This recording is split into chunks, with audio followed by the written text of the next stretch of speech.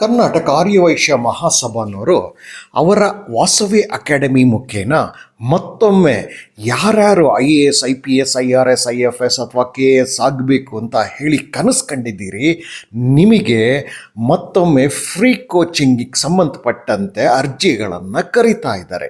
ಇದು ಅವರದ್ದು 7th batch, ಅಂದರೆ 7ನೇ ವರ್ಷ. ಈ ವರ್ಷ 25-26ರಲ್ಲಿ UPSC ಮತ್ತು KPSC ಪರೀಕ್ಷೆಗೆ ಸಂಬಂಧಪಟ್ಟಂತೆ ಅರ್ಜಿಗಳನ್ನು ಕೊಡುವಂತಹ, ಅರ್ಜಿಗಳ ಬಗ್ಗೆ ಮಾಹಿತಿ ಕೊಡುವಂತಹ ಈ ವಿಡಿಯೋನ ಕಡೆಯವರೆಗೂ ನೋಡಿ.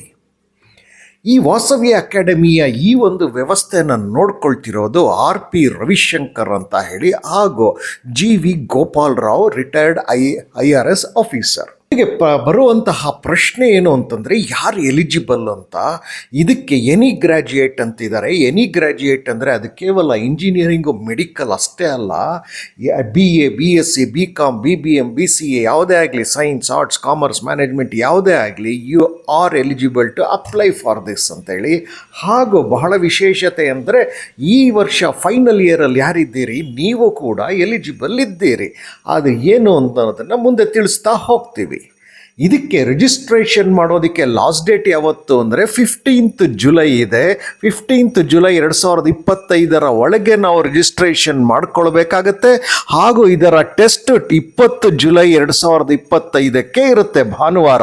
ಈ ಭಾನುವಾರ ಇರುವಂತಹ ಪರೀಕ್ಷೆ ಇದೆಯಲ್ಲ 20 ಜುಲೈ, ಇದು ಎಲ್ಲಿ ನಡೆಯುತ್ತೆ ಅಂದರೆ ಇದು ಬೆಂಗಳೂರಲ್ಲಿ ನಡೆಯುತ್ತೆ. ಯಾವ್ಯಾವ ವಿದ್ಯಾರ್ಥಿಗಳು ಇದಕ್ಕೆ ರಿಜಿಸ್ಟ್ರೇಷನ್ ಮಾಡ್ಕೊಳ್ತಾರೆ ಅವರುಗಳಿಗೆ ಸಂಸ್ಥೆನವರು ಇಂಟಿಮೇಷನ್ ಕೊಡ್ತಾರೆ ಯಾವ ಜಾಗದಲ್ಲಿ ಈ ಒಂದು ಪರೀಕ್ಷೆ ನಡೆಯುತ್ತೆ ಅಂತ ಹೇಳಿ.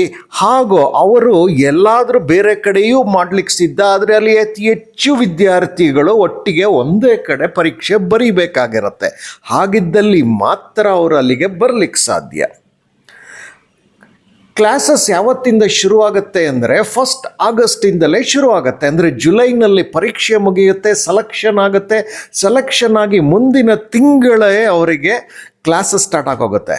ಅಂದರೆ ಅಲ್ಲಿಂದ ಮುಂದೆ 2026 ಮುಂದಿನ ವರ್ಷ ನೀವು IAS ಎಕ್ಸಾಮ್ ಬರೀಲಿಕ್ಕೆ ಅಥವಾ ಸಿವಿಲ್ ಸರ್ವಿಸ್ ಎಕ್ಸಾಮ್ ಬರೀಲಿಕ್ಕೆ ನೀವು ಎಲಿಜಿಬಲ್ ಆಗಿರ್ತೀರಿ.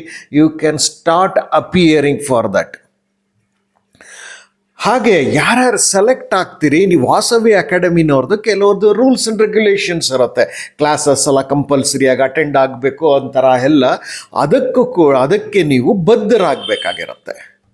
ರಿಜಿಸ್ಟ್ರೇಷನ್ ಲಿಂಕು ಕಡೆಯದಾಗಿ ನಿಮಗೆ ಬೇಕು. ಯಾರ್ಯಾರು ಇಚ್ಛೆ ಇದೆ ನೀವು ಅಪ್ಲೈ ಮಾಡೋದಕ್ಕೆ ರಿಜಿಸ್ಟ್ರೇಷನ್ ಲಿಂಕು ಬಹಳ ಮುಖ್ಯ ಇರುತ್ತೆ. ನೀವು ಈ ವಿಡಿಯೋನ ಲಿಂಕ್ ಮುಖೇನವೇ ನೋಡಿ, ಆಗ ಮಾತ್ರ ನಿಮಗೆ ವಿಡಿಯೋ ಕೆಳಗಡೆ ಮೋರ್ ಅನ್ನೋ ಪದ ಕಾಣುತ್ತೆ.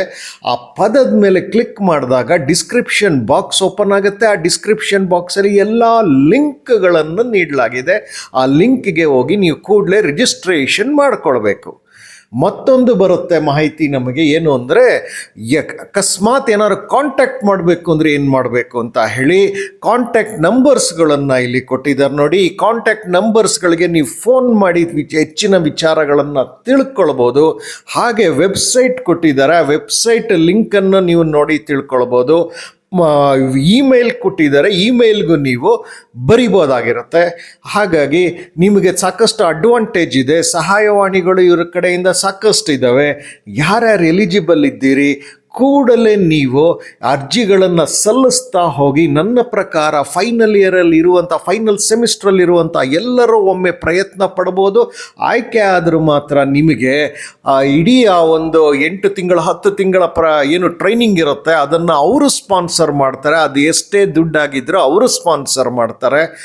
ಹಾಗಾಗಿ ಇನ್ನು ನಿಮಗೆ ತೀರಾ ಎಕನಾಮಿಕಲಿ ವೀಕರ್ ಆಗಿದ್ದೀರಾ ಅಂದರೆ ನಿಮಗೆ ಅಲ್ಲಿ ಬೆಂಗಳೂರಲ್ಲಿ ಬಂದು ಟ್ರೈನಿಂಗ್ ತಗೊಳ್ಳೋದಕ್ಕೆ, ಅಲ್ಲಿ ಉಳ್ಕೊಳ್ಳೋದಕ್ಕೆ ಸಮಸ್ಯೆ ಆಗುತ್ತೆ ಅನ್ನೋದಾದರೆ, ನೀವು ಎಕನಾಮಿಕಲಿ ವೀಕರ್ ಆಗಿದ್ದು ಅದನ್ನು ಕೂಡ ನೀವು ಅವರಲ್ಲಿ ತಿಳಿಸ್ಬೋದು. ಅವರಿಂದ ನಿಮಗೆ ಇಲ್ಲಿ ಉಳ್ಕೊಳ್ಳೋದಕ್ಕೆ ಏನಾದ್ರು ವ್ಯವಸ್ಥೆ ಮಾಡೋದಾದರೆ ಅದಕ್ಕೂ ಕೂಡ ಅವರು ಮನಸ್ಸು ಮಾಡ್ತಾರೆ ಅಂತ ಹೇಳ್ತಿದ್ದೀನಿ. ಎಲ್ಲರಿಗೂ ಒಳ್ಳೆಯದಾಗಲಿ. ನಿಮಗೆ ಈ ವಿಡಿಯೋ ಇಷ್ಟ ಆಗಿದ್ದರೆ ಲೈಕ್ ಮಾಡಿ, ಚಾನಲ್ನ ಸಬ್ಸ್ಕ್ರೈಬ್ ಮಾಡ್ಕೊಳ್ಳಿ, ನೋಟಿಫಿಕೇಷನ್ ಬೆಲ್ ಒತ್ತಿ, ಹಾಗೂ ಬಹಳ ಮುಖ್ಯವಾಗಿ ಇತರರೊಂದಿಗೆ ಹಂಚಿಕೊಳ್ಳಿ. ಎಲ್ಲರಿಗೂ ಶುಭವಾಗಲಿ. ನಮಸ್ಕಾರ.